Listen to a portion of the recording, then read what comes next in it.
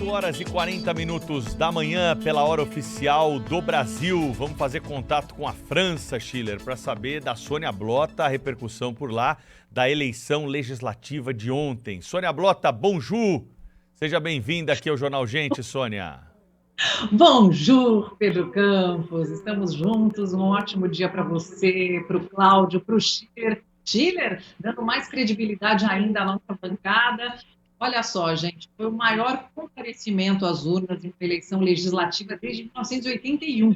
E aqui na França o voto não é obrigatório. E o país entrou aí ontem em férias de verão.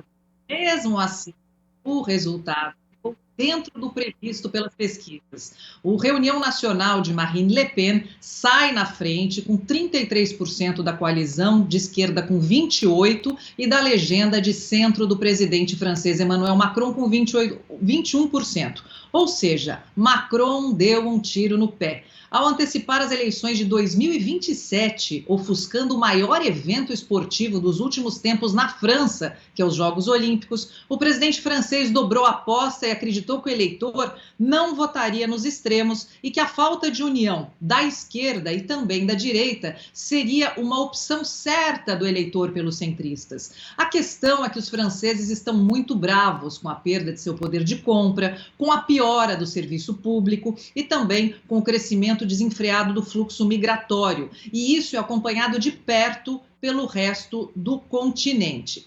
Vejam bem, se o partido de Marine Le Pen vencer no segundo turno, que é no próximo domingo, a França pode conviver com um cenário inédito, que é chamada coabitação. Ou seja, um presidente de centro e um primeiro-ministro direitista, que seria o jovem Jordan Bardella, de 28 anos, discípulo de Marine Le Pen. Mas ele diz que só entra nisso se ele tiver a maioria absoluta. Então vamos lá fazer uma conta. São 577 cadeiras na Assembleia Nacional e o partido de Le Pen e Bardella precisa fazer 289 assentos. Aí sim ele se tornaria o primeiro-ministro. Bem, os deputados que tiveram 50% dos votos válidos já estão eleitos. Os que tiveram acima de 12,5% vão para o segundo turno agora no dia 7. O que a gente precisa analisar também aqui, e assim eu gostaria muito de ouvir o Schiller a esse respeito, é a transformação de Marine Le Pen nos últimos anos. Ao contrário de Macron, que está precisando urgentemente de conselheiros, os marqueteiros de Le Pen trabalharam em uma imagem mais suave para a deputada direitista. A extrema-direita tem crescido em toda a Europa e aqui na França, a Marine Le Pen tenta se aproximar dos eleitores conservadores, da chamada direita moderada. E como estratégia, ela parou de falar mal da União Europeia, tomou distância do presidente russo Vladimir Putin e diminuiu a força dos discursos contra imigrantes. Ela se concentrou nos imigrantes ilegais. E Macron agora tem uma semana para conseguir formar uma aliança do seu partido com a esquerda para evitar a maioria absoluta da direita e, consequentemente, Bardella como primeiro-ministro. Mas essa intitulam Macron e o partido de esquerda, Macron é a parte econômica, ele é um liberal. Antes da política, ele já foi banqueiro. Muitos dos seus partidários se negam veementemente a apoiar a esquerda de Mélenchon, que é gente que uniu também as outras alas da esquerda e até partidos de centro. E, de fato, o Mélenchon é bem polêmico. Por exemplo, ele está sendo acusado de... 8 horas e 44 minutos, já a Sônia Blota volta com a gente aí, ela falava exatamente sobre essa questão que a gente tratava no início aqui do Jornal Gente, da Marine Le Pen, né, Schiller, que tem um bom desempenho aí no primeiro turno, mas tem a reta final agora da eleição na semana que vem. Não, interessante que o resultado do primeiro turno é basicamente em linha com o que houve na eleição para os deputados europeus, né? Então não há nenhuma novidade nisso, né? A minha impressão, quer dizer, que o Macron, ele fez de novo, né? Quer dizer, não é ingênuo politicamente, quer dizer, o clima político da França não ia mudar em 2 semanas, né? Então, quer dizer, quando ele abre exatamente a chance de você ter a renovação do parlamento nesse momento, o resultado é relativamente esperado, quer dizer, dá uma chacoalhada e vamos lá, então faz parte da função, por isso que é um grande país, por isso que é uma grande democracia, por isso que tem uma certa maturidade institucional, quer dizer, o sistema político não é apenas um jogo de poder, é a função dele como presidente fazer o que ele fez, não é? Então não é só uma jogada, eu acho interessante isso. E vamos lá, 33% está longe de ser maioria, né? Está muito longe, é 1/3, certo? Então você tem 28% para a esquerda, e é interessante como a mídia, aqui eu vou fazer não é uma crítica aos colegas, de maneira geral, as pessoas têm que ter um certo equilíbrio nisso aí, não é? Quer dizer, por que a gente chama a extrema-direita de um lado não tem extrema-esquerda do outro, não é? Tem a esquerda de um lado, a direita do outro, não é? A nova Frente Popular é formada por comunistas, pelos verdes, pelos socialistas, né, pelos insurgentes, não é? Enfim, são propostas bastante radicais, digamos assim. Não é?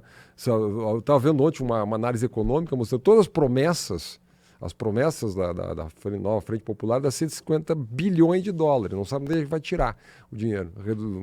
Projeto de, né, aumento de impostos. O ministro da Economia da França, Macron, disse que a proposta tributária é escandalosa. Vai levar a impostos insuportáveis na França. Impostos insuportáveis na França. Para financiar um super pacote de concessões sociais. Não é radical. Então, assim, esses termos às vezes são mal utilizados. Né? A Sônia tem toda a razão quando ela diz. A Marine Le Pen mudou o nome do partido, lembra que era Front National, a Frente Nacional, né? Criada pelo seu pai lá nos anos 70. Né? Esse sim, tinha um discurso. Qual é a grande diferença?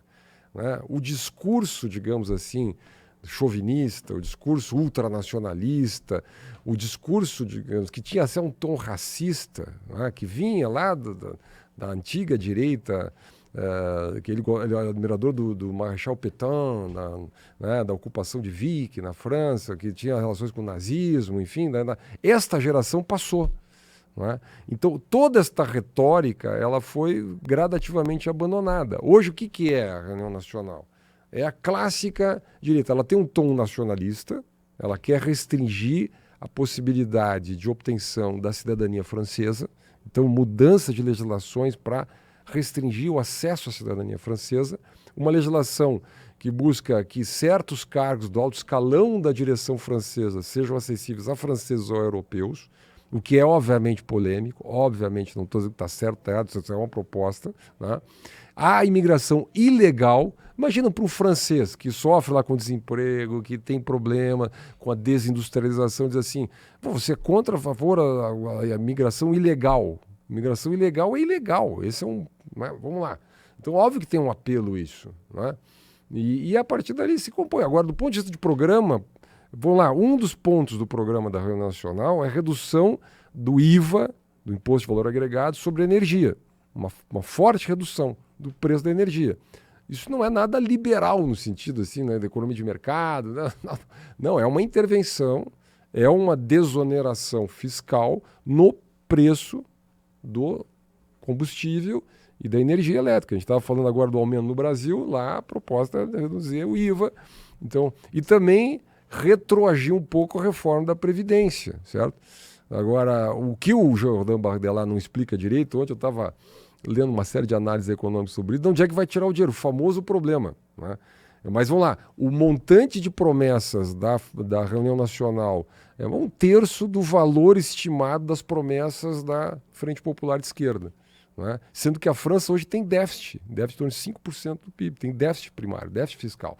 Então, quer dizer, é um problema, e por isso que o Macron disse, do ponto de vista econômico, vocês não estão explicando onde é que vai ser o dinheiro. Vamos lá, a França nesse ponto é parecido com o Brasil, tudo promete na campanha eleitoral. Mas essa ideia de que vai ver o caos agora, olha, vamos parar um pouquinho com a histeria, né? Vamos parar um pouquinho com a histeria. Schiller, mudando um pouquinho de assunto, trazendo aqui